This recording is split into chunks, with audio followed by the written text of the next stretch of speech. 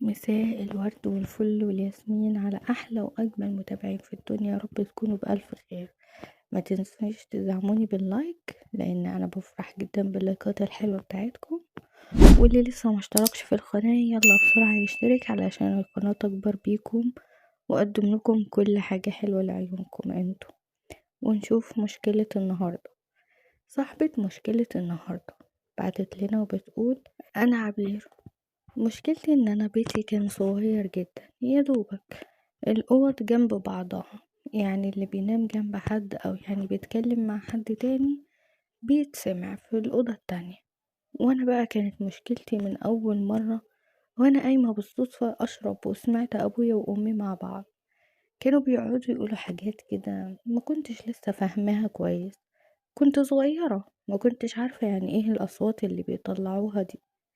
بالذات أمي كان صوتها عالي شوية وكانت بتقول حاجات كده، حسيت ان انا مش فاهمة حاجة، حسيت ان انا في حاجات اتحركت، في حاجة صارت جوايا جوا جسمي، ايه هي مش عارفة. يعني ايه من وانا عندي 14 سنة حسيت في تغيرات في جسمي بتحصل، حسيت في مناطق بتبقى كبيرة شوية عندي. الأنوثة عندي كانت مكتملة على الآخر، وكمان أنا وحيدة أبويا وأمي. أمي كانت طبعا ما كانتش بتاخد بالها مني ولا كانت بتسمعني ولا بتفهمني الصح من الغلط. كان كل كلامي مع صاحبتي طبعا حكيت لي كل حاجة عن العلاقة. لاحظت عقلي زي ما بيقولوا كده، خلتني مجنونة بحاجة زي كده. أنا بصراحة اتعودت إن أنا أقوم كل يوم وأسمع أبويا وأمي بيعملوا إيه. كنت بحب جدا أسمع الكلام اللي هما بيقولوه، لحد ما كبرت وبدأت أحس إن أنا فعلا محتاجة أجرب الحاجات اللي بيقولوها دي. بقيت شغالة مع نفسي ومع الأفلام والحاجات دي وأقعد أسمعهم. وكنت بصراحة ببقى نفسي أتجوز بأي طريقة، بس كنت دايما أسمع أمي بتتخانق مع أبويا وبتقوله: أنت خلاص كبرت وعجزت، الموضوع ده ما بقاش عندك وأنا بقيت بحبه جدا وأنت ما عنتش قادر. كان دايما يتخانقوا مع بعض، وفي يوم وليلة عرفت واتفاجئت ان ابويا وامي انفصلوا عن بعض. وانا رحت مع امي وعشت في بيت اجرته، واتفاجئت بعد فترة قصيرة جدا ان امي بتهيألي ان هي هتتجوز. لا وايه، عريس اصغر منها. امي كانت حلوة وكل حاجة، بس ازاي تتجوز واحد كده؟ وخصوصا انا في سن يعني في مرحلة الثانوي وكده، يعني زي ما بيقولوا عليا في سن المراهقة. ان ما ينفعش تجيب لي واحد تتجوزهولي وتقعده هي وهو بالطريقة دي. وعشت معاها وابويا سافر وساب البلد وهج زي ما بيقولوا وسابني. انا اللي شفته مع امي وجوزها كان زي الافلام كده بالنسبة لي. امي كانت بتلبس وتتدلع قدامي، وهو كمان كان شاب اول مرة شفته بصراحة. ما كنتش اتوقع ان هو يعني جامد قوي كده كجسمانيا ولا شكلا، بصراحة عجبني. كان دايما بيعمل معاها حركات قدامي وهي كمان كانت تدلعه، وما كانوش بيراعوا ابدا ان انا قاعدة. بصراحة تعبت وبدأت اتعود ارجع تاني اقوم في الليل واتصنت عليهم زي ما كنت بتصنت على ابويا وامي. بصراحة حبيت الموضوع قوي، وكانت العقبة في بيت ماما ان انا كنت عايزة ان هي كانت عايزة تخلص مني بأي طريقة علشان يعني يخلالها الجو زي ما قلت لكم. هي كانت عايقة وبتلبس وبتدلع قدامي، فكنت انا طبعا قاعدة لهم ليل ونهار. ويوم ما بتبقى واخدة بالها يعني تقعد تبص لجوزها علشان ايه ياخدوا بالهم شوية ان انا قاعدة. لحد ما تقدم لي عريس، بس للأسف كان كبير في السن بس كان غني. أغرى أمي بالفلوس ما صدقت جوزتني على طول. بصراحة بسطني وجاب لي حاجات كتير وعيشني في بيت حلو، وانا كنت حلوة وصغيرة وهو كان كبير وعايز واحدة صغيرة، بس للأسف ما كانش ليه في الجواز. اول يوم معرفش يعمل حاجة، قعد معايا فترة كبيرة مش عارف يعمل حاجة. ولما يعني عمل كان واخد منشطات، وللأسف المنشطات دي تعبته ومعادش قادر يعمل بيها ولا ياخد منها تاني. انا زي ما قلت لكم كنت متجوزة عشان الحاجات دي، قلت راجل كبير راجل كبير، لكن معرفش يعني ان هو مش هيعرف يمتعني. ولا يعرف يديني احتياجاتي، بما اني يعني لسه صغيرة ومحتاجة الحاجات دي. لكن للأسف ما قدرش يعمل معايا الحاجات دي. قعدت معاه سنة، بس في خلال السنة دي أنا تعبت جدا من الأفلام، ومني أخش أكلم رجالة. بصراحة مشيت غلط كتير، لحد ما فكرت إن أنا أتقرب من جوز أمي، لأن حسيت إن هو عينه مني من ساعة ما اتجوز أمي، وهو كان دايما عينه مني، بما إنه يعني قرب مني وقريب مني في السن، مش كبير. طبعا أمي ست كبيرة، لكن أنا كنت قدامه كنت دايما لابسة شورتات ولابسة حاجات زي أي بنت. بدأت أحكي له إن جوزي ما بيعرفش، وإن أنا تعبت من العيشة ديت وعايزة أتطلق. كان يقولي وتتطلقي ليه؟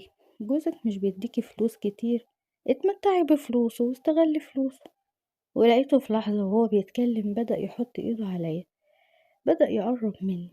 بصراحة ما خبيش عليكم، ما قدرتش اتحمل اللمسة بتاعته، اتجاوبت معاه لحد ما بدأنا نعمل الموضوع ده مع بعض.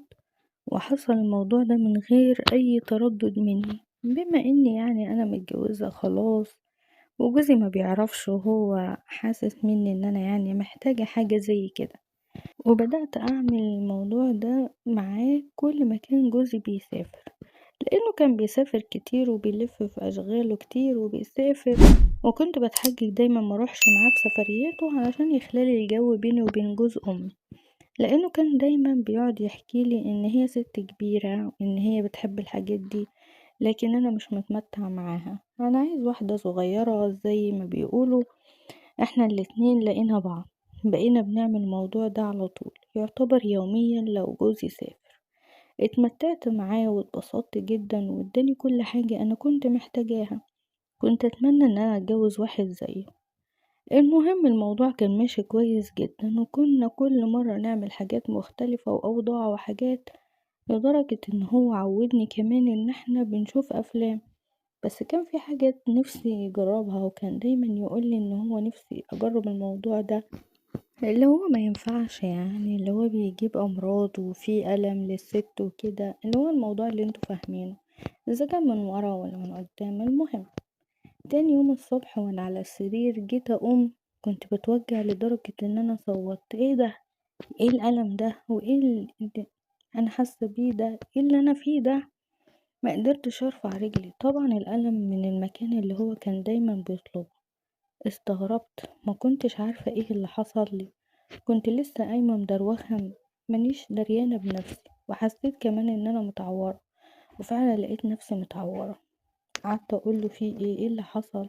احكي لي. وقال لي: عايزه اقول لك بصراحه، بس يعني ما تزعليش مني. وقلت له: قول، قول لي الصراحه. قال لي: بصراحه انا اديتك برشام علشان يعني تنامي وما تحسيش اللي انا نفسي اعمله. انا كان نفسي في الموضوع ده قوي، وبعدين يعني كان نفسي اعمله معاكي. فقلت خلاص، ايه يعني اما اجيبلك برشامه تنيمك وما تحسسكيش باللي انا هعمله معاكي. قلت له: انت اتجننت، انت اكيد اتجننت، انت مش عارف انت عملت ايه. انت ألمتني جدا، انا مش عارفه اتحرك ومش عارفه اعمل ده، انا مش عارفه اقعد. قعد يتأسف لي ويقول لي اعمل ايه، انا كان نفسي في الموضوع ده قوي، وبعدين خلي بالك شويه وبشويه كده هتتعودي عليه. فعلا بدأ يجيب لي برشام وكريمات ويقول لي: حطي على المنطقه دي هتبقى زي المخدر كده، مش هتحس بأي حاجة. فعلا، وفعلا حصل. ما بقتش اخد المخدر ده ولا حاجة ولا انام، وكنت بقبل، مع ان انا عارفة ان الموضوع ده يعني بيجيب امراض وبيجيب حاجات مش كويسة. شوية بشوية اخدت عليه ولقيت نفسي بتعود على الموضوع ده. بصراحة حبيت الموضوع قوي. كل علاقة في بدايتها لازم يعمل الموضوع ده، ما خبيش عليكم. بيبقى في حاجات نفسي يعملها وهو بينساني في الموضوع ده وبيشوف نفسه بس. انا بقيت مجرد حاجة ان هو بيشبع نفسه بيها، وبيحب الموضوع ده. وبدأت أتضايق، وبدأت كمان أحس بحاجات غريبة، وأحس بإن أنا تعبانة. وفعلا رحت كشفت، قلت له إن أنا لازم أروح أكشف، أنا تعبانة.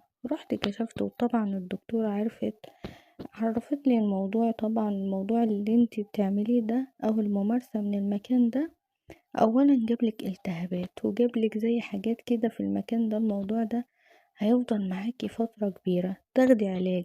لان طبعا في خطورة عليكي لو اتساب. وطبعا ما اقولكيش ان لازم جوزك يبعد عنك من المكان ده. ورحت وقلت له، وكان متعصب وكان متضايق لدرجة ان هو قعد فترة كبيرة ما يجيش جنبي. استغربت جدا، يا سلام، هو يعني ما كانش الموضوع ده او المكان ده يبقى كده خلاص؟ بعدها بدأت الاقيه بيرجع شوية بشوية وبيبعد عني شوية بشوية. مش عارفة اعمل